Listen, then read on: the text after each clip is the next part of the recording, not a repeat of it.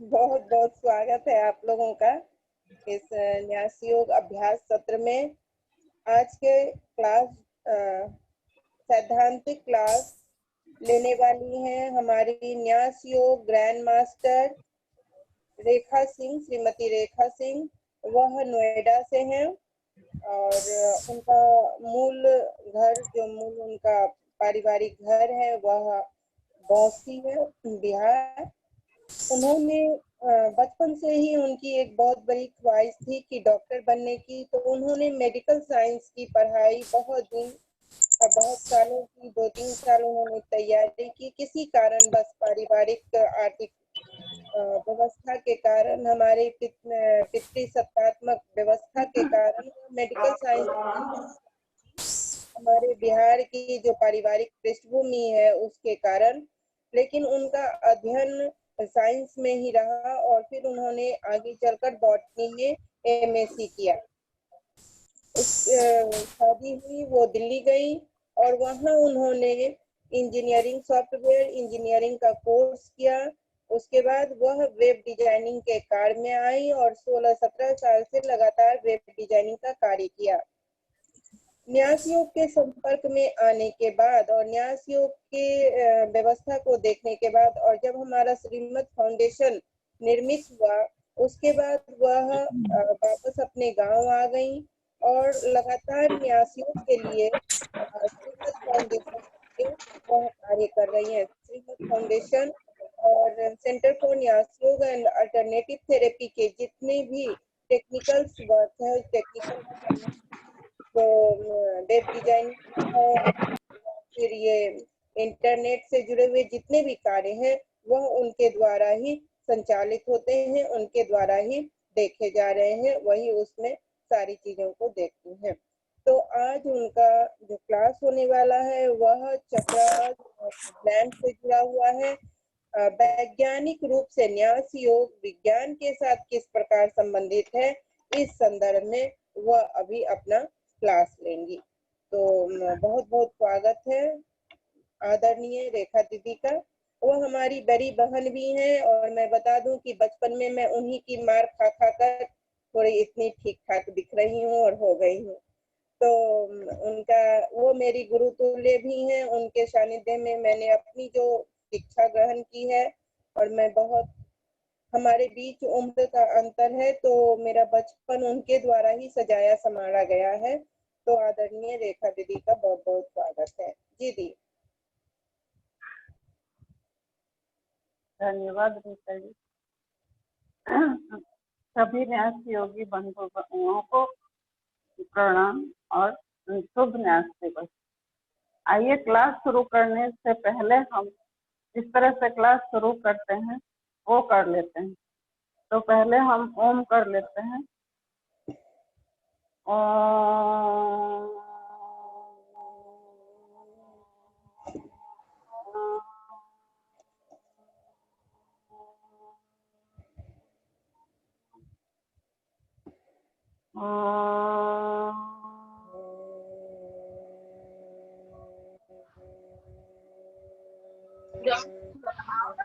मैं हट जाऊँ और मैं भी कहाँ तुम जा लॉकडाउन पूरी तरह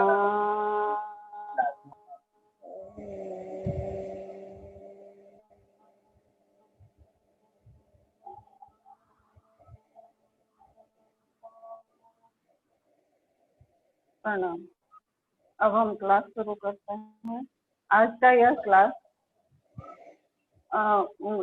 न्यास योग के वैज्ञानिक पक्ष को जानने के लिए हो रहा है और मैं कोशिश करूंगी कि थोड़ा बहुत जो भी मैंने इंटरनेट से और अपने अनुभव से प्राप्त किया है उसको आप सब में बांट सकूं। उससे पहले थोड़ी सी मैं अपनी बात करनी चाहूंगी कि मैं कैसे न्यास योग से जुड़ी। 2013 की बात है जब मैं दिल्ली में थी, जॉब में थी। परिस्थितियां कुछ खराब हो चुकी थी, मेरी तबीयत बहुत खराब रहने लगी थी, सीवियर एनीमिया हो गया था और फाइनेंशियल कंडीशन भी ठीक नहीं था। बच्चे बहुत छोटे छोटे थे, उनकी पढ़ाई पर भी असर पड़ने लगा था। तब रीता जी को पता चला कि मेरी ये हालत हो रही है तो उन्होंने मुझे फोन पर ही न्यास योग की दीक्षा दी, न्यास मंत्र की दीक्षा दी। मुझे आज भी वो दिन याद है जब मैं ऑफिस में ही कुर्सी पर बैठी, उन्होंने बोला हाथ पैर धो के आइए, हाथ पैर धोकर आकर कुर्सी पर बैठी तो उन्होंने मुझे फोन पर ही 3 बार न्यास मंत्र की दीक्षा दी। दिव्य प्रेम प्रकट हो, रोग शोक नष्ट, प्रेम प्रकट हो, रोग शोक नष्ट हो, दिव्य प्रेम प्रकट हो, रोग शोक नष्ट। तब से वह दिन और आज का दिन मेरी हर सांस इसी मंत्र के साथ चलती है।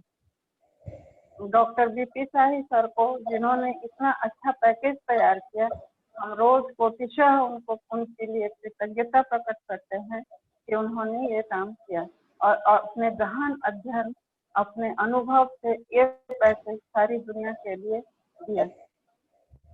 मैं इस बात को जब मैं करने लगी फिर 2014 में वो मेरे घर आई तो तबीयत तो पहले ही थोड़ी ठीक रहने लगी, लेकिन जब 2014 में वो मेरे घर आई और मुझे न्यास प्रक्रिया सिखाया, तो प्रक्रिया सिखाई, चक्रों को सिखा दिया कि चक्रों को कैसे बैलेंस किया जाता है, और मैं वो करने लगी, उन पे पूर्ण विश्वास करके करने लगी बिना कुछ सोचे समझे। तो मेरे फाइनेंशियल कंडीशन बहुत अच्छे हो गए, मेरी तबीयत बिल्कुल ठीक हो गई, मेरा पूरा शरीर हल्का और आनंदमय रहने लगा। और मैं देखते ही देखते, जब मकान किराया देने की भी मेरी स्थिति नहीं थी, लेकिन मैं मकान मालकिन बन गई। नोएडा में मैंने अच्छा अपना मकान बनाया 3 मंजिल का। तो मुझे फिर ये आश्चर्य होने लगा, विज्ञान विषय से हूँ मैं, तो मैं सोचने लगी कि आखिर ये कैसे काम करता है, क्या है इसके पीछे जो इतना ये वर्क करता है। तो मैंने इंटरनेट छानना शुरू किया, देखा कि सारे चक्रों के पीछे ग्लैंड्स होते हैं। तो ग्लैंड्स के जब हम चक्रों को जागृत करते हैं तो हमारे ग्लैंड से, सारे ग्लैंड से बैलेंस होकर हार्मोन निकलते हैं और हमारा शरीर, हमारा ऑरा और हमारा वातावरण सब सही हो जाता है। बाद में जब मैंने एडवांस कोर्स किया इसका, न्यास योग का, तब मुझे पता चला कि सारा चीज सर बीपी शाही सर ने पहले ही निकाल रखा था और ग्लैंड की का संबंध चक्रों के साथ दे रखा था। तो इस तरह से मुझसे बेकार में इतना रिसर्च करवाया रीता जी ने, लेकिन उसके लिए मुझे उसका बहुत फायदा भी हुआ। आगे चलते हैं। आप आज एक मैसेज देना चाहूंगी आपको। मैसेज वाला पिक जरा दे दीजिए।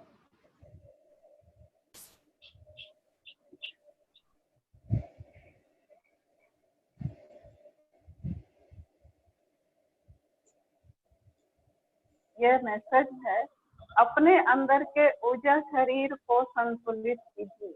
ऊर्जा के सही प्रवाह से आपका बाहरी शरीर स्वतः स्वस्थ हो जाएगा। इसके एक एक शब्द को अपने अंदर समाहित कर लीजिए और आपके घर में डॉक्टर का दवाई आना बंद हो जाएगा। और मेरा जीवन बिल्कुल इसी चीज पर चल रहा है और मेरे घर में कभी एक दवाई का दर्शन नहीं होता है।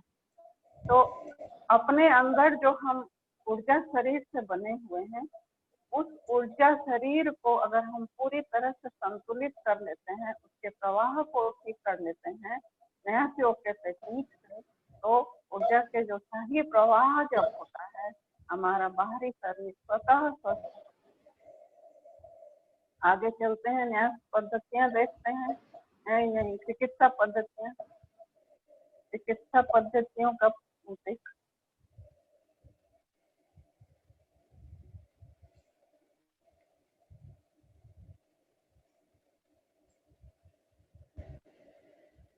आप चूंकि आप अगर न्यास योग में आए हैं तो पक्की बात है कि आपने बहुत सारी चिकित्साओं को, आध्यात्मिक चिकित्साओं को पढ़ा होगा, सुना होगा और कुछ सीखा भी होगा, जैसे law of attraction therapy, pranic healing, मंत्र चिकित्सा, एक्यूपंक्चर, एक्यूप्रेशर आदि।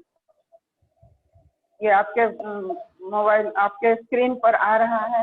मर्म चिकित्सा, therapy through counselling, distance healing, theta healing, pranic healing, etc. इन सब को मैंने जाना, इन सब की पद्धतियों को मैंने जाना। क्यों? क्योंकि मेरा वर्क है वेब डिजाइन करना, और हमारी कंपनी में एक ऐसा फाउंडेशन आया जिन्होंने कि इन बहुत सारे हीलर्स को इकट्ठा करते थे और उनके वर्कशॉप कराते थे। तो उनके सारे के ये पद्धतियां अलग अलग थी, उन सबको मुझे स्टडी करना होता था और वेबसाइट बनाने होते थे। तो मैंने इन सब को जाना, और उसके बाद जब मैंने न्यास योग का तुलना किया इससे, तो मैंने पाया कि ये जो न्यास योग है हमारा, इन सारे चिकित्सा पद्धतियों को समाहित किए हुए एक पूर्ण पैकेज है।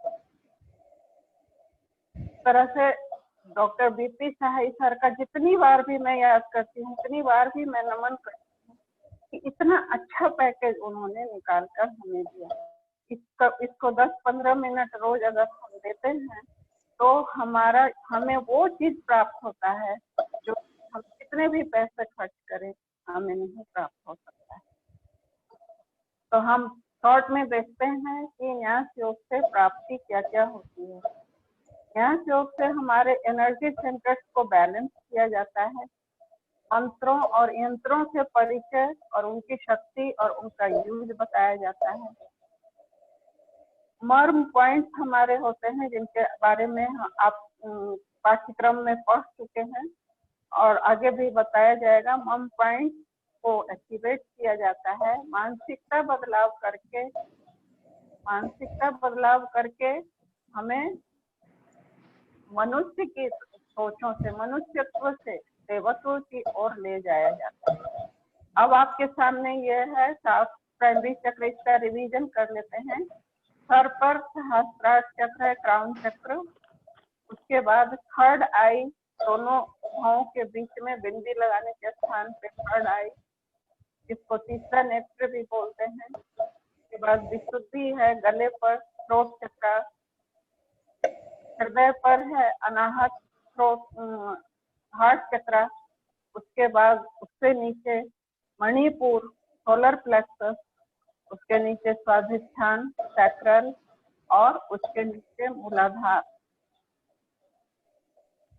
अब आइए हम इन सब से जो जुड़ा हुआ है हमारा एंडोक्राइन ग्लैंड सिस्टम, उसके बारे में बात कर लेते हैं। एंडोक्राइन ग्लैंड सिस्टम वो सिस्टम है जो कि हार्मोन्स को सेक्रेट करता है, और ये हार्मोन्स डायरेक्ट हमारे ब्लड में मिल जाते हैं। इनको किसी डक्ट की जरूरत नहीं होती है, डक्टलेस होते हैं, डायरेक्ट ब्लड में मिल जाते हैं। और ये हैं आपके ग्लैंड, एंडोक्राइन ग्लैंड सिस्टम। इसमें इस सारे जो आपको दिखाए जा रहे हैं ये ग्लैंड्स हैं। तो ये एंडोक्राइन ग्लैंड्स के सारे हार्मोन्स निकलते हैं इनके, और ये हार्मोन्स सारे ब्लड में डायरेक्ट मिलकर हमारे शरीर पर प्रभाव डालते हैं। अब ये हार्मोन्स क्या हैं? तो एंडोक्राइन ग्लैंड जिन रासायनिक पदार्थों को तैयार करता है वो हार्मोन्स कहलाते हैं।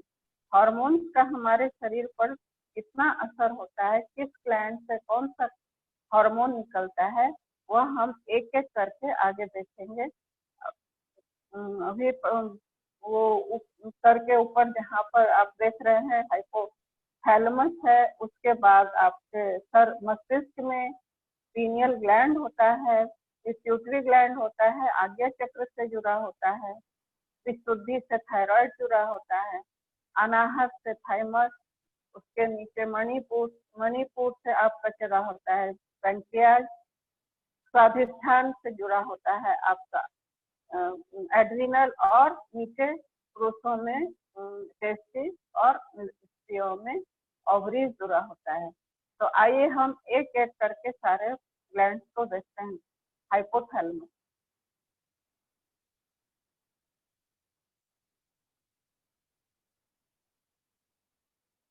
हाइपोथैलेमस सब ये देखिए, ये सर में आपके मस्तिष्क में यहाँ पर हाइपोथैलेमस होता है। यह मस्तिष्क का वह भाग है जो उसके ऊपर में थैलमस है, जो मस्तिष्क का भाग है, और नीचे वहां पर पिट्यूटरी ग्लैंड है, उसके बीच में हाइपोथैलेमस है। थैलेमस क्या है? मस्तिष्क का वह भाग है जो सेंसरी इंफॉर्मेशन देता है। थैलेमस के नीचे एवं पिट्यूटरी के बीच में यह स्थित होता है। यह आलमंड के शेप का होता है। यह बॉडी के इंटरनल बैलेंस को बनाकर रखता है। नर्वस सिस्टम एवं एंडोक्राइन सिस्टम के बीच का यह लिंक है। यह लिंक की तरह काम करता है नर्वस सिस्टम और एंडोक्राइन सिस्टम के बीच का। हाइपोथैलेमस अपने हार्मोन्स के द्वारा एंडोक्राइन ग्लैंड के हार्मोन्स को के प्रोडक्शन को कंट्रोल करता है। यह कुछ खास शारीरिक क्रियाओं को बढ़ाने या घटाने में प्रमुख रोल निभाता है, जैसे हार्ट रेट और ब्लड प्रेशर, बॉडी टेम्परेचर, तरल एवं खनिज लवणों का बैलेंस, भूख एवं शरीर का वेट, पेट एवं आंतों में स्थित ग्लैंड का सेक्रेशन, उस केमिकल का सेक्रेशन पिट्यूटरी ग्लैंड के हार्मोन्स को कंट्रोल करता है। मेनली यह जो हाइपोथैलेमस है, यह पिट्यूटरी ग्लैंड के सेक्रेशन को, जो 5-7 तरीके के वो हार्मोन्स पिट्यूटरी ग्लैंड से निकलता है, यह मास्टर ग्लैंड है, उसको भी यह हाइपोथैलेमस कंट्रोल करता है। और इससे ही हमारा स्लीप साइकिल, मतलब नींद आने का साइकिल कंट्रोल होता है। शॉर्ट में यह कहा जा सकता है कि आगे हम जितने भी ग्लैंड्स और उनके हार्मोन्स के बारे में पढ़ेंगे, सब पर हाइपोथैलेमस से निकलने वाले हार्मोन्स का कंट्रोल रहता है, मुख्य रूप से पिट्यूटरी से निकलने वाले हार्मोन्स पर। आगे चलते हैं, देखते हैं फीमेल बॉडी।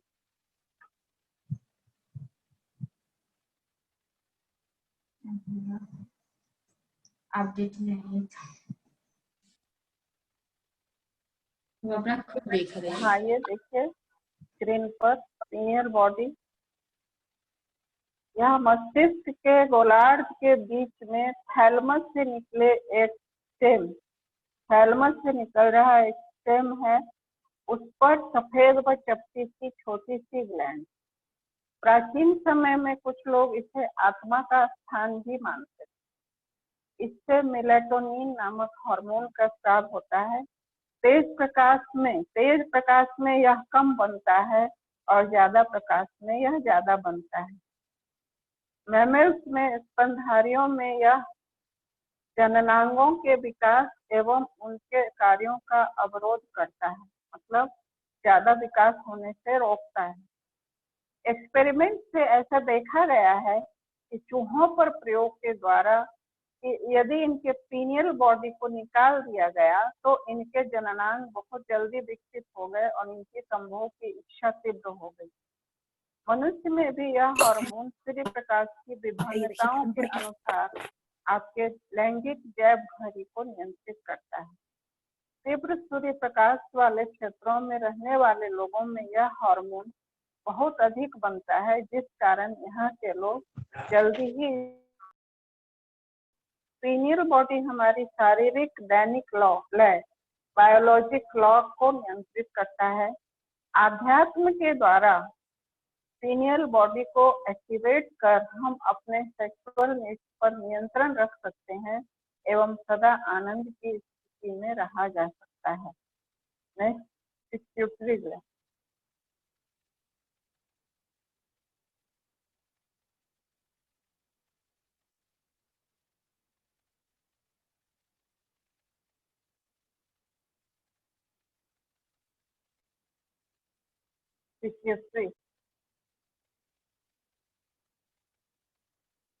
पिट्यूटरी का स्थान देखिए, यह मास्टर ग्लैंड है। पिट्यूटरी ग्लैंड एक मटर के दाने की ग्रंथि के समान होती है जो मस्तिष्क में रहती है और आज्ञा चक्र के ठीक पीछे स्पाइनल कॉर्ड के बीचों बीच रहती है। तो यह इसके द्वारा जो बहुत सारे हार्मोन्स निकलते हैं, लगभग 7 हार्मोन्स निकलते हैं। एक एक करके मैं सारे हार्मोन्स के बारे में बता देती हूँ। पहला हार्मोन है वैसोप्रेसिन या एंटी डायूरेटिक हार्मोन। वैसोप्रेसिन या एंटी डायूरेटिक हार्मोन, यह किडनी की नलिकाओं में जल के पुनरावशोषण की प्रक्रिया को बढ़ाता है तथा मूत्र की मात्रा को नियंत्रित करता है तथा शरीर के कुछ भागों के रुधिर वाहिनियों को संकुचित कर ब्लड प्रेशर में वृद्धि करता है।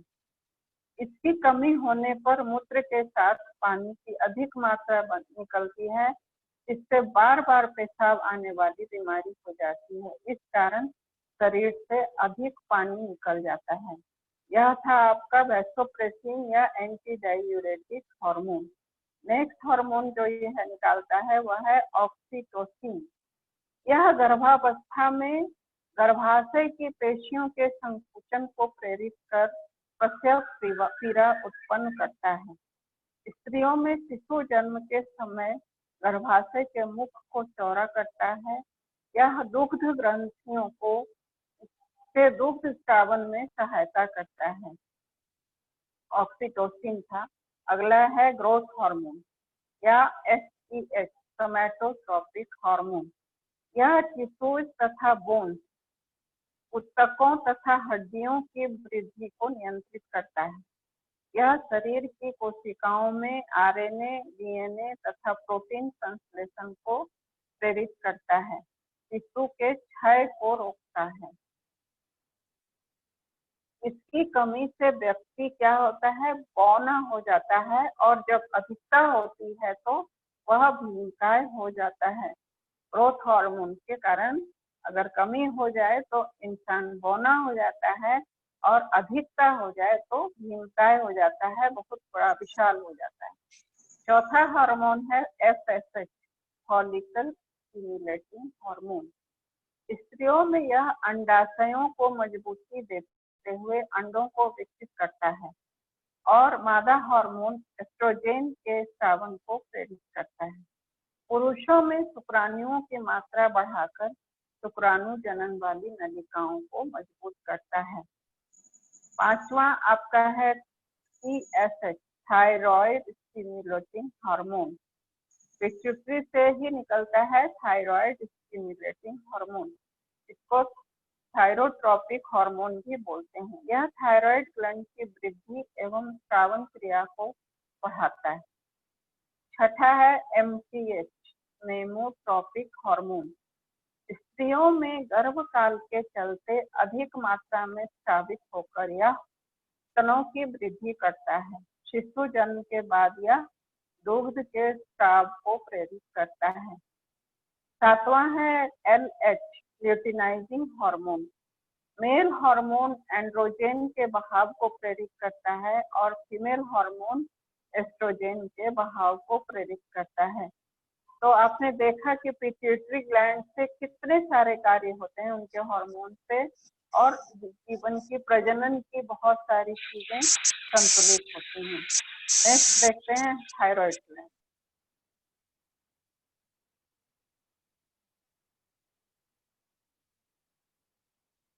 थायराइड ग्लैंड के बारे में आप लोगों ने, सारे ग्लैंड्स के बारे में आप लोगों ने पाठ्यक्रम में पढ़ रखा है, बहुत कुछ जानकारी मिल चुकी है। थायराइड हम तो रिवीजन करा रहे हैं बस। थायराइड ग्लैंड गले में जहाँ पर श्वास नली और कंठ, पिक्चर देखिए, श्वास नली और कंठ जहाँ पर आपस में मिलते हैं उसी के आधार तल पर पाई जाती है। यह गुलाबी रंग के और H आकार की होती है और यह अन्य ग्रंथियों से बड़ी होती है। थायराइड मुख्य रूप से हार्मोन तीन हार्मोन प्रसारित करता है। उसको पहला है थायरोक्सिन या टेट्रा आयोडोथायरोनिन। इसको आप लोग T4 भी जानते हैं। डॉक्टर आप जब चेक कराने जाते हैं थायराइड का तो डॉक्टर T4, T3 आदि देता है। तो थायराइड पहला जो हार्मोन निकालता है वो है थायरोक्सिन या टेट्रा आयोडोथायरोनिन। टेट्रा आयोडोथायरोनिन मतलब 4 आयोडीन के परमाणु उसमें होते हैं। दूसरा ट्राई आयोडोथायरोनिन, इसमें आयोडीन के 3 परमाणु होते हैं। और तीसरा थायरोकैल्सिटोनिन, अब देखते हैं कि T4 का कार्य क्या है। T4 ये मेटाबॉलिज्म के रेट को बढ़ाते हैं और सेल्स की एनर्जी को बढ़ाते हैं, ये जीवन की गति को बढ़ाते हैं और कायांतरण के लिए, शरीर में बहुत चीजों के निर्माण के लिए ये जरूरी है। भोजन में आयोडीन की कमी होने पर T4 हो जाता है। इसकी कमी से होने वाले रोग देखते हैं कि T4 की कमी जो अगर हो जाए हमारे अंदर तो कौन कौन से रोग होते हैं।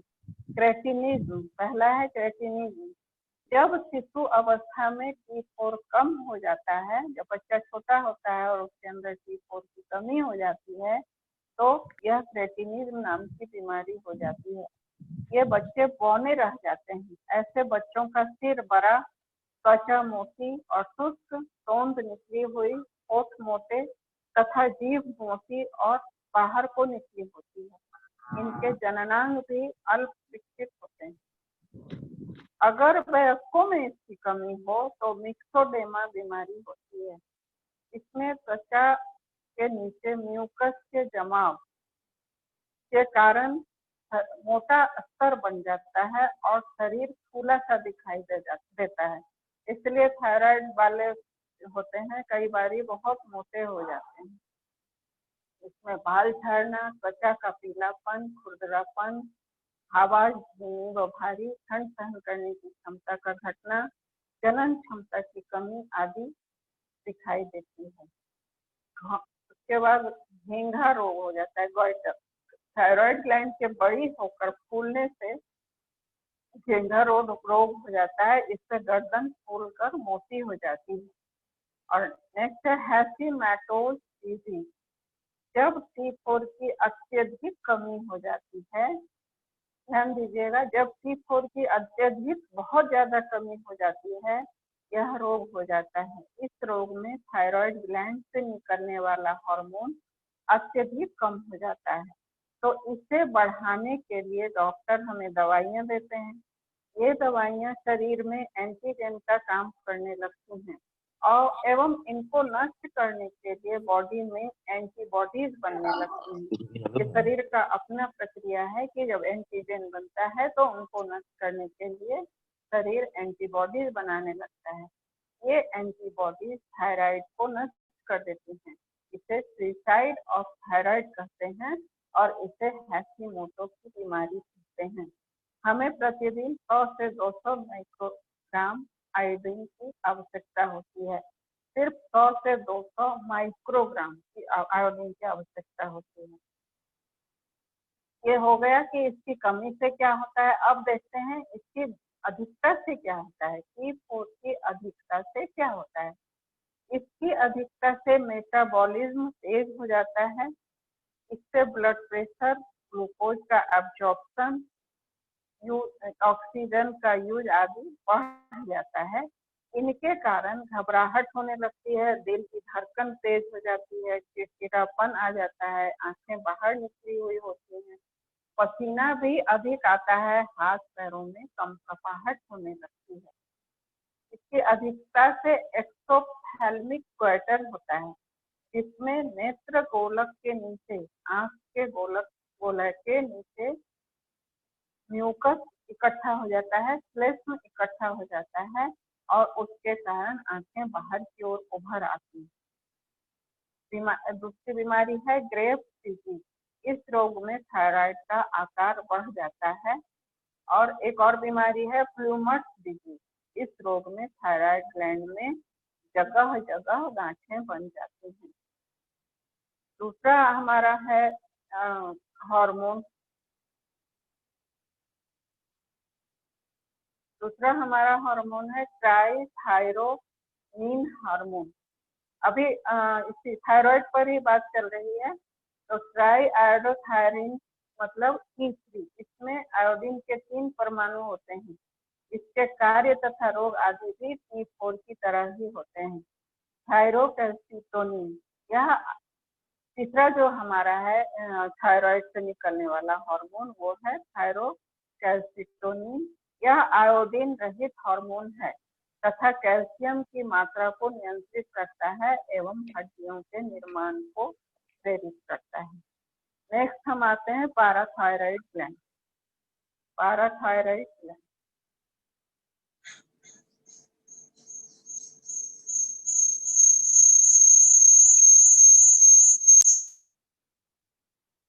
आशा है सबको समझ आ रहा होगा।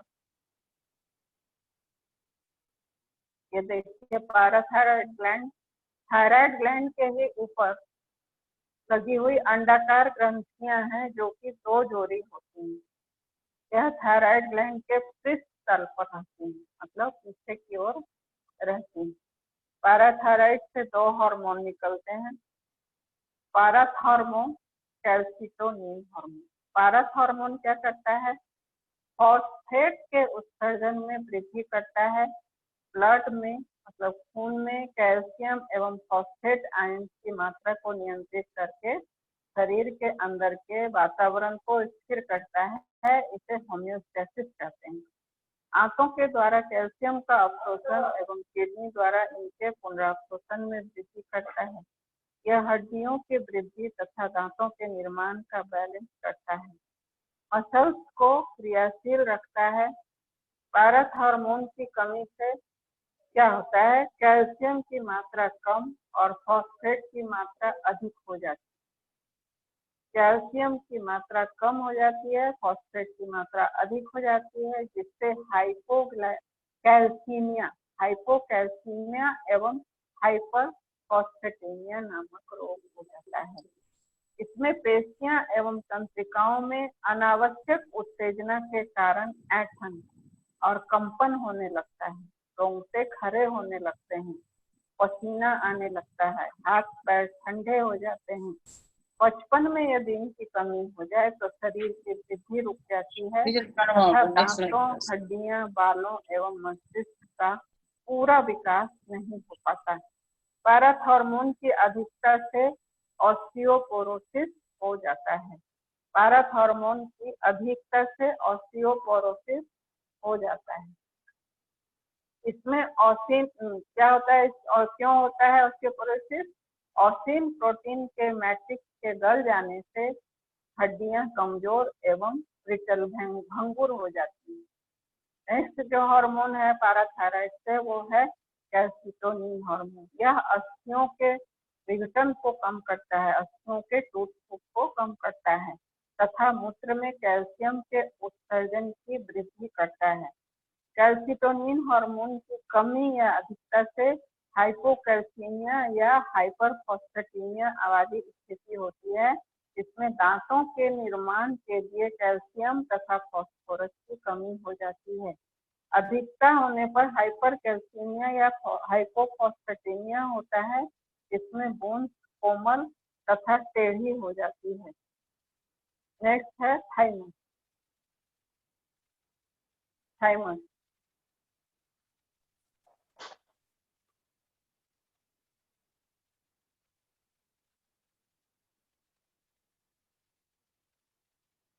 ये देखिए, आपको थाइमस का पिक से पता चल रहा होगा कि किस जगह पे थाइमस होता है। थाइमस ग्लैंड के बारे में बता दूं, यह ट्रैकिया के इधर उधर हृदय के ठीक आगे होता है। मनुष्य में यौवनावस्था के पश्चात यह धीरे धीरे छोटी होकर तंतु सदृश के रूप में डोरी के रूप में रह जाती है। थाइमोसिन नामक प्रमुख हार्मोन इससे निकलता है। थाइमोसिन हार्मोन शिशु के शरीर में यदि कोई जीवाणु प्रविष्ट हो जाता है तो उसको नष्ट करता है। थाइमोसिन अगर अधिक प्रोड्यूस हो जाए तो शरीर के मेटाबॉलिक क्रियाओं में बाधा होती है तथा कभी कभी मृत्यु भी हो जाती है। थाइमोसिन हार्मोन इम्यूनिटी बढ़ाता है और शरीर में स्थित लिम्फोसाइट्स को जीवाणु या उनके एंटीजन को नष्ट करने की प्रेरणा देता है। यह बचपन में बहुत जरूरी होता है। युवावस्था तक आते आते यह छोटा होते होते एक तंतु सदृश रह जाता है। Next pancreas.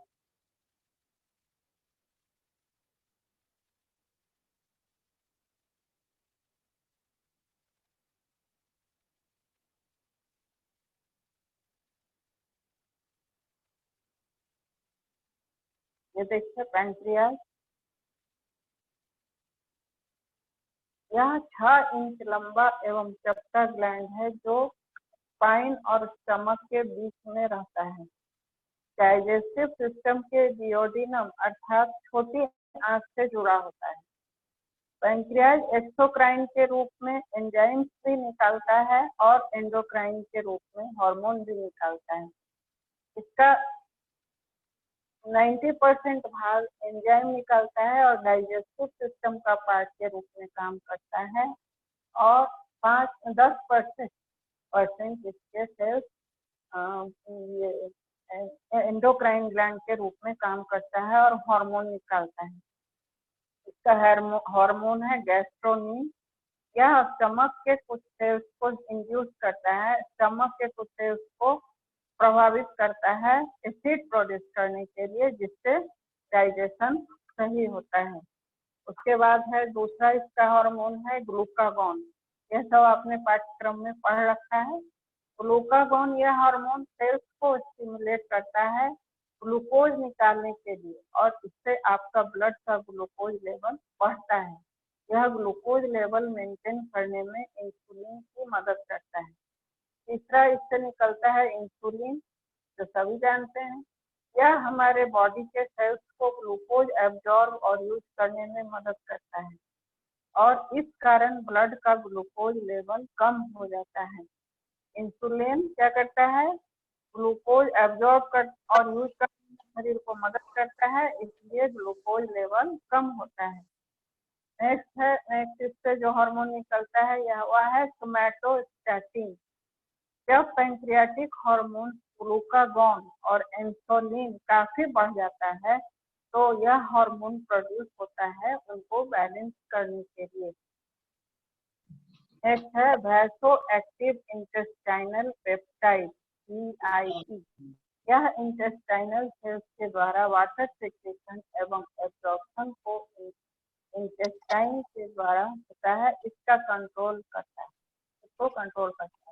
अब हम देखते हैं कि बीमारियां क्या क्या होती हैं। तो इंसुलिन बिल्कुल नहीं बने तो आपको टाइप 1 डायबिटीज हो जाता है। डायबिटीज पे बात नहीं करेंगे क्योंकि वो अपने आप में ही अलग एक बहुत बड़ा चैप्टर हो जाएगा।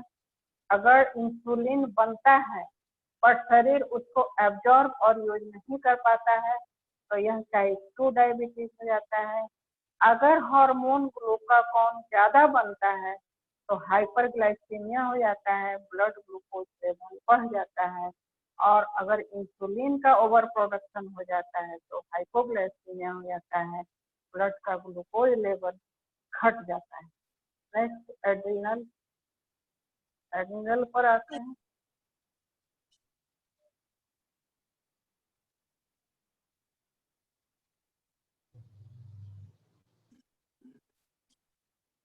देखिए एड्रिनल ग्लैंड किडनी के ऊपर, एड्रिनल ग्लैंड किडनी के ऊपर टोपी के समान संरचना होती है, आपकी स्क्रीन पे दिख रहा है। यह क्या क्या निकालता है? ये 3 तरह के हार्मोन निकालता है। सेक्स हार्मोन, ग्लूकोकॉर्टिकॉइड हार्मोन और मिनरलोकॉर्टिकॉइड हार्मोन।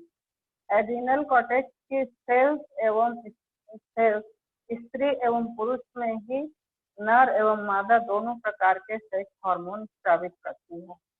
सामान्यतः sex hormone muscle, sex organs एवं यौन व्यवहार के विकास को प्रेरित करते हैं। ग्लूकोकॉर्टिकॉइड देखते हैं, यह हार्मोन क्या करता है? ये हार्मोन ग्लूकोज, फैट एवं प्रोटीन के मेटाबॉलिज्म को नियंत्रित करता है। ये लाल ब्लड सेल्स की संख्या को बढ़ाता है और व्हाइट ब्लड सेल्स की संख्या को घटाता है। मिनरलोकॉर्टिकॉइड क्या है? यह ब्लड में खनिज आयनों की सांद्रता को मतलब कंसंट्रेशन को नियंत्रित करता है। यह लवण प्रतिधारक हार्मोन भी कहलाता है। मिनरल्स की जो कॉन्सेंट्रेशन है इसको यह बैलेंस करता है और यह लवण प्रतिधारक हार्मोन भी कहलाता है। एड्रिनलिन हार्मोन हमें संकटकालीन परिस्थितियों का सामना करने के लिए तैयार करता है। मानसिक तनाव की स्थिति में भी एड्रिनलिन अधिक मात्रा में उत्पन्न होता है, गुस्से या डर के समय उत्पन्न होने वाले हाव भाव एड्रेनालिन के द्वारा ही उत्पन्न होते हैं। एड्रेनालिन हार्मोन की कमी से एडिशन रोग हो जाता है। इस रोग में सोडियम व जल की काफी मात्रा में उत्सर्जन हो जाने से शरीर का निर्जलीकरण हो जाता है, डिहाइड्रेशन हो जाता है और ब्लड प्रेशर घट जाता है। यह किसके कारण था? यह मिनरलोकॉर्टिकॉइड एड्रेनालिन हार्मोन के कारण था। अब आते हैं हाइपोग्लाइसेमिया। यह ग्लूकोकॉर्टिकॉइड की कमी से ब्लड में हो जाता है, जिससे हृदय, मसल, ब्रेन तथा लीवर की क्रियाएं शिथिल हो जाती हैं, शरीर का ताप घट जाता है तथा मेटाबॉलिज्म की रेट भी कम हो जाती है।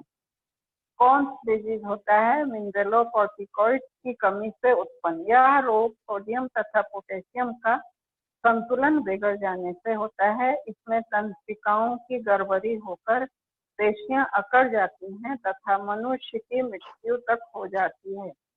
इस रोग में मूत्र के साथ सोडियम का अत्यधिक बहाव होने लगता है, इसलिए एड्रिनल ग्लैंड के हार्मोन को जीवन रक्षक हार्मोन या लाइफ सेविंग हार्मोन भी कहते हैं।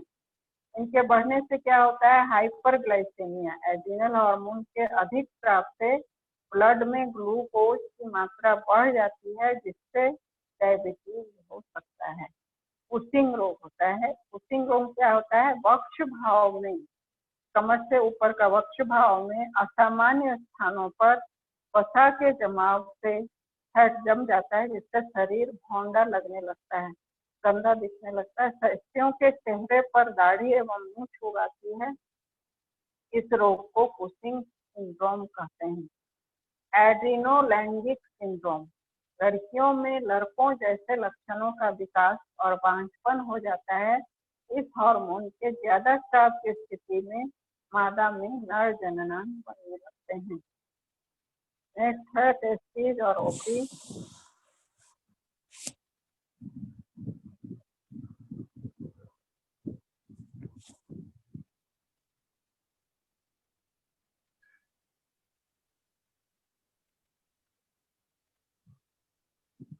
ये देखिए आपके स्क्रीन पर आ गया टेस्टिस और ओवरी। टेस्टिस क्या है? पहले टेस्टिस पुरुष, यह रिकॉर्डिंग हो रहा है ना? वो पुरुष के अंदर का एंडोक्राइन ग्लैंड है और ओवरी मत बैठिए उस पे। क्या? कुर्सी टूट गया, छतों पर नहीं देखे हैं। टेस्टिस, दो ओवल टेस्टिस के बारे में पहले देखते हैं। टेस्टिस दो ओवल सेपरेट ऑर्गन है जो मेल के स्क्रोटम में रहता है। स्क्रोटम या स्किन का एक थैला होता है जो पेनिस के पीछे रहता है। यहाँ किसी भी मसल या जो टेस्टिस है या किसी भी मसल या बोन से ढका हुआ नहीं होता है ताकि इसकी सुरक्षा हो सके, लेकिन इसके पीछे एक कारण है। यह इसको ठंडा वातावरण प्रदान करता है जो कि स्पर्म बनाने के लिए जरूरी है। कई बार हम पढ़ते हैं कि मोबाइल पॉकेट में ना रखो, मोबाइल पॉकेट में ना रखो। क्यों? क्योंकि उससे वो गर्म हो जाता है और स्पर्म बनना कम हो जाता है। इसलिए आज की डेट में जब बच्चों को प्रजनन में दिक्कत आ रही है तो मोबाइल को बाहर रखते हैं। इसलिए उसका मेन कारण यही है। इससे हार्मोन टेस्टोस्टेरोन निकलता है जो मेल के फिजिकल डेवलपमेंट के लिए जरूरी होता है। व्यस्त होने के समय यह मेल सेक्स ऑर्गन को डेवलप करता है, फेशियल एंड बॉडी हेयर को बनाता है, वॉइस में चेंजेस लाता है। जब बच्चे बड़े होने लगते हैं, मेल बड़ा होने लगता है, प्यूबर्टी तक आने लगता है जब, तो उसकी वॉइस थोड़ी मोटी होने लगती है, हाइट बढ़ जाती है, बढ़ती है, हाइट पर असर डालता है, मसल मास पे असर डालता है और एडम्स एप्पल का ग्रोथ करता है। लेकिन यह नहीं है कि ये व्यस्त होने तक ही इसकी जरूरत है। इस टेस्टोस्टेरोन हार्मोन की आगे भी जरूरत पड़ती है। क्यों? यह लिबिडो मेंटेन करता है, मतलब कामेच्छा को जिंदा रखता है, स्पर्म प्रोडक्शन बनाता है, मसल स्ट्रेंथ और मास को मजबूत करता है। हेल्थ बोन की डेंसिटी को हेल्दी बनाता है, बढ़ाता है। इससे बीमारी कौन सी होती है? हाइपोगोनाडिज्म। कम टेस्टोस्टेरोन के केस में यह बीमारी होती है। इसमें सेक्स लाइफ खराब हो जाता है, मसल मास भी खत्म हो जाता है, इंसान बहुत दुबला पतला होने लगता है, स्पर्म काउंट कम हो जाता है और बॉडी हेयर कम हो जाती है, एजिंग आ जाती है, पिट्यूटरी डिसफंक्शन होने लगता है। मेडिकेशन किसी के कारण भी टेस्टिस रिलेटेड बीमारी हो जाती है। ज्यादा दवाइयाँ खाने से टेस्टिस रिलेटेड बीमारियां हो जाती हैं। अब देखते हैं स्त्रियों का ओवरी। स्त्रियों में जो एंडोक्राइन ग्लैंड होता है, जो प्रजनन में हेल्प करता है, वो है ओवरी। यह बड़े अंगूर के शेप का होता है और यूटरस के यूटेरस, जिसको बच्चेदानी बोलते हैं, के दोनों ओर साइड में रहता है। ओवरीज को फैलोपियन ट्यूब से जोड़ने वाले टिश्यू से ही यह भी जुड़ा होता है। पिक्चर में आपको समझ आ रहा होगा कि कहाँ पर है। इससे प्रोजेस्टेरॉन एवं एस्ट्रोजन को के दो हार्मोन निकलते हैं। यह हार्मोन फीमेल सेक्स कैरेक्टरिस्टिक्स को डेवलप करते हैं। लड़कियों में जो उनका खास कैरेक्टरिस्टिक होता है वह डेवलप करता है, जबकि उनकी प्यूबर्टी की उम्र आती है। प्रोजेस्टेरॉन प्रेगनेंसी में हेल्प करता है। इनसे बीमारियां क्या होती हैं? ऑस्टियोपोरोसिस, यह मेनली मेनपॉज से जुड़ा हुआ है। जबकि एस्ट्रोजन की बहुत कमी हो जाती है तो ऑस्टियोपोरोसिस होने के चांसेस रहते हैं। ओवेरियन कैंसर हार्मोनल इम्बैलेंस एवं माइग्रेन के कारण हो जाता है। ओवेरियन हो जाता है। इसके सिम्टम है कि पेन होता है, डिस्कम्फर्ट होता है, पेट में, वेजाइना में, लो बैक में, थाई में। ब्रेस्ट बहुत टेंडर हो जाता है और हेयर ग्रोथ फेस पर आ जाता है, बैक एंड चेस्ट पे आ जाता है। और मेंस्ट्रुअल साइकिल के पहले और बाद से बहुत पेन होता है। इरेगुलर साइकिल इरेगुलर हो जाती है, इनफर्टिलिटी आ जाती है, मतलब बांझपन आ जाता है, वेट गेन हो जाता है, इंसान मोटा हो जाता है और थकान रहने लगती है। तो ये हमारा सारे ग्लैंड कवर हो गए। अब हम समराइज करते हैं सारे ग्लैंड वाले पिक्चर।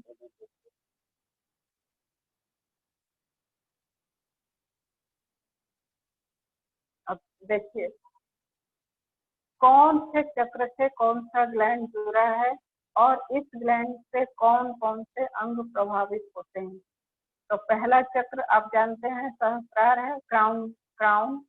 इससे पीनियल ग्लैंड जुड़ा हुआ है और ऑर्गन इससे प्रभावित होते हैं, स्पाइनल कॉर्ड एवं ब्रेन। दूसरा चक्र है आज्ञा चक्र, थर्ड आई। इससे पिट्यूटरी जुड़ा हुआ है। इससे ऑर्गन कौन कौन से प्रभावित होते हैं? Eye, pituitary and pineal gland and brain.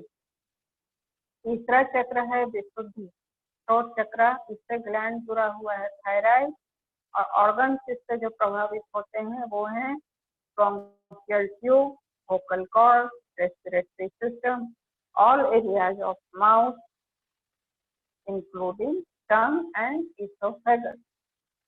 उसके बाद चौथा चक्र है हृदय अनाहत। इससे ग्लैंड जुड़ा हुआ है थाइमस और ऑर्गन है हार्ट एंड लंग। यह इम्यून सिस्टम को रेगुलेट करता है। पांचवा चक्र है मणिपुर। इससे ग्लैंड जुड़ा हुआ है पैंक्रियास। ऑर्गन इससे प्रभावित होते हैं intestine, pancreas, liver, bladder, stomach, upper spine. यह मेटाबॉलिज्म को रेगुलेट करता है। छठा चक्र है स्वादिष्ठान। इसका ग्लैंड है एड्रिनल। ऑर्गन है bladder, prostate, ovaries, kidney, gall bladder, आंतें, स्प्लीन, इसको तिल्ली भी बोलते हैं आदि। सातवां चक्र है मूलाधार। इससे ग्लैंड जुड़ा हुआ है पुरुषों में टेस्टिस एवं महिलाओं में ओवरीज। इससे ऑर्गन जो प्रभावित होते हैं वो हैं टेस्टिस, किडनी, स्पाइन कंट्रोल या सेक्सुअल डेवलपमेंट और सेक्स हार्मोन को रेगुलेट करता है। ये हो गया। अब हम थोड़ा सा बात करेंगे मर्म चिकित्सा पर। मर्म पॉइंट्स वाले पिक्चर,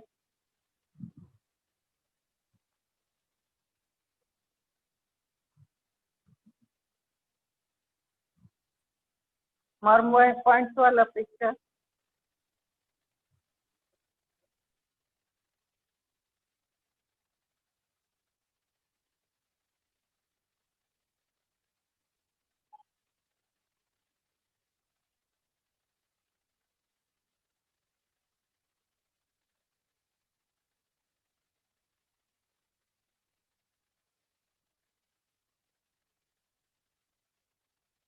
रीता जी,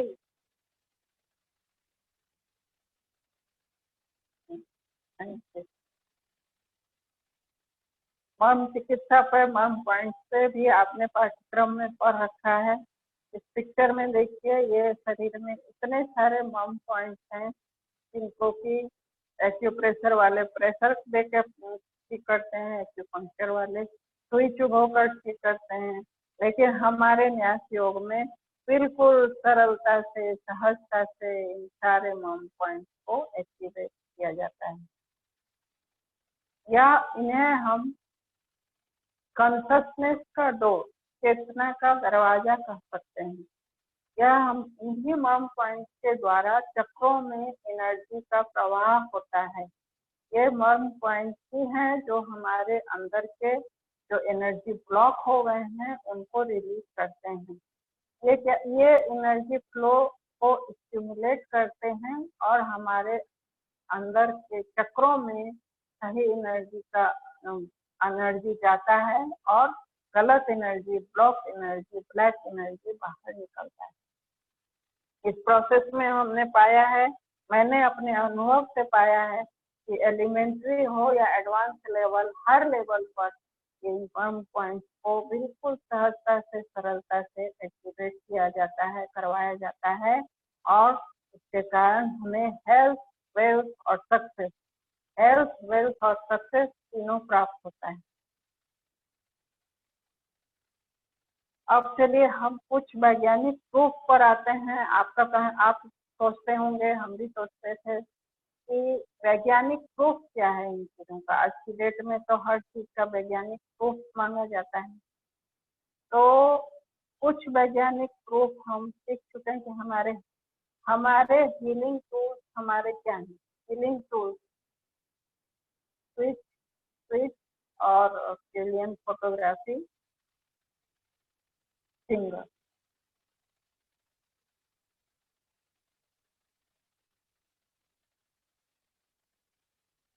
स्विच वाला,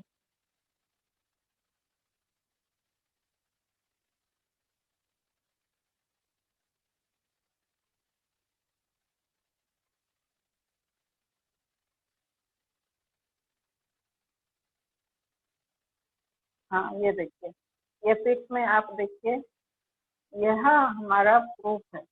हम जानते हैं कि हमारा शरीर और हमारी हथेलियां हमारे उपचार के टूल, हीलिंग के टूल्स हैं।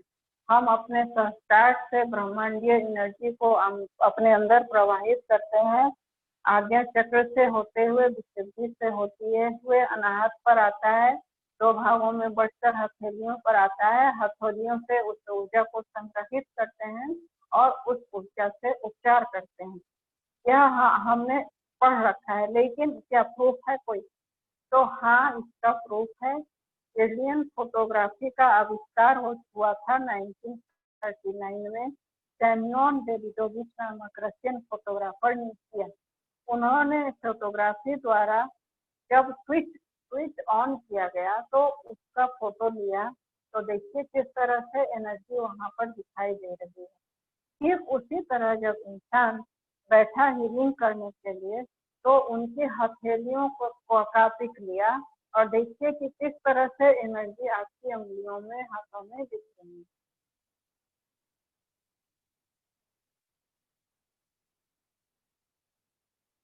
तो यह हमारा प्रूफ है। आगे हथेलियों वाला, आपकी पूरी हथेलियां बिल्कुल एनर्जाइज हो जाती हैं जब आप हीलिंग करने बैठते हो। इसका पिक्चर दिया गया है उस वक्त जब आप हीलिंग कर रहे होते हैं, नॉर्मल स्टेट में नहीं, हीलिंग के स्टेट में। जब हम एनर्जी ऊपर से ले आते हैं, हमारी हथेलियां, आपने महसूस किया ही है कि गर्म ठंडा हो जाता है, भारी हो जाता है, उसके अंदर एनर्जी महसूस होता है। ऑरा देखने की शक्ति अगर आ जाती है तो वो दिखाई भी देता है बंद आंखों से। तो ये है। इसके बाद हम उंगलियों वाला देखते हैं।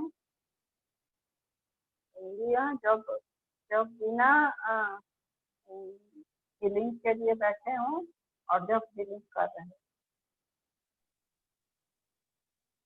ये देखिए ऊपर जब आपकी उंगली दिख रही है वो जब आप हीलिंग नहीं कर रहे होते हैं तब का है, और जब नीचे वाला जब आप हीलिंग कर रहे होते हैं तब आपके हाथों में, उंगलियों में इस तरह से एनर्जी आ जाती है।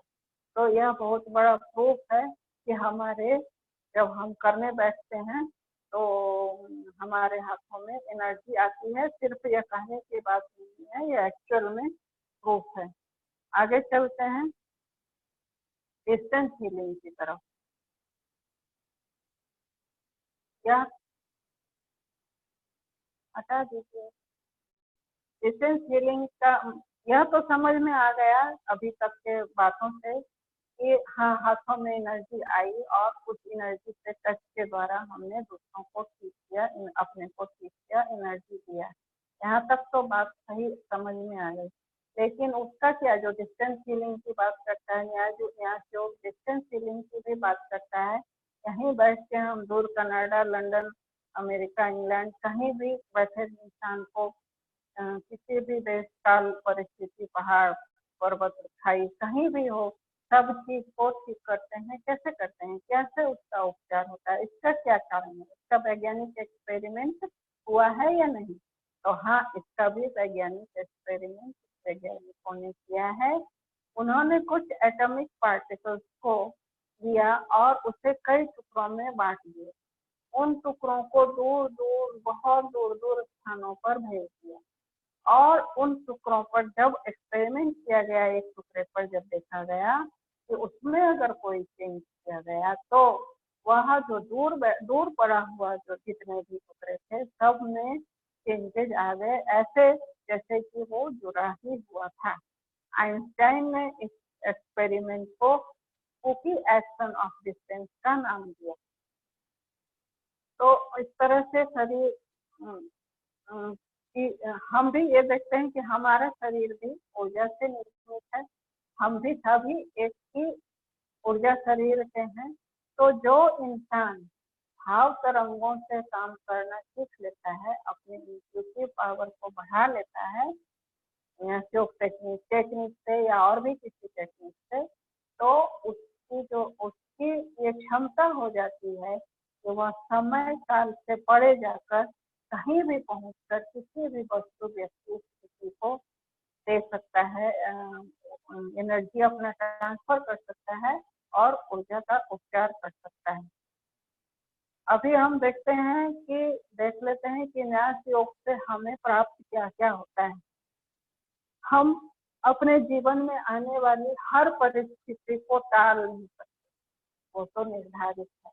लेकिन जब हम न्यास योग को प्रैक्टिस में लाते हैं, प्रतिदिन 15 मिनट अपने समय का इन्वेस्ट करते हैं, तो इन परिस्थितियों से सही तरह से निकलने में हमारी मदद है। हम इनको सहजता से, सुगमता से इनको नए नजरिए से देखते हैं और यह अपने आप किस तरह से आता है और चला जाता है हमको पता नहीं। इसके द्वारा जो होने वाला स्ट्रेस है वो स्ट्रेस हमको नहीं होता है और हम अपने जीवन को रचनात्मकता से आगे बढ़ाते हुए आगे बढ़ जाते हैं। अब एक बार शॉर्ट में देख लेते हैं कि न्यास योग से हमें क्या क्या प्राप्त होता है। न्यास योग से हमें हमारा रोग शोक नष्ट होता है, हमारे शरीर के जितने भी टॉक्सिन्स हैं वो खत्म हो जाते हैं, सारे ऑर्गन सही से काम करने लगते हैं, हमारा स्किन चमकदार हो जाता है। जितने भी न्यास योगी हैं या जितने भी स्पिरिचुअल हीलर्स हैं, सबके स्किन आपको सुंदर और चमकता हुआ महसूस होंगे, देखेंगे। बॉडी टेम्परेचर और एनर्जी लेवल बहुत हाई हो जाता है।